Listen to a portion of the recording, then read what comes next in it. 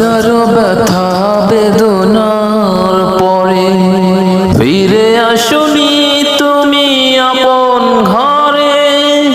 দিনের আলো তুমি সরিয়ে দিতে ছেড়ে গেলাম মদিনাতে মক্কা ছেড়ে। হে রাসূল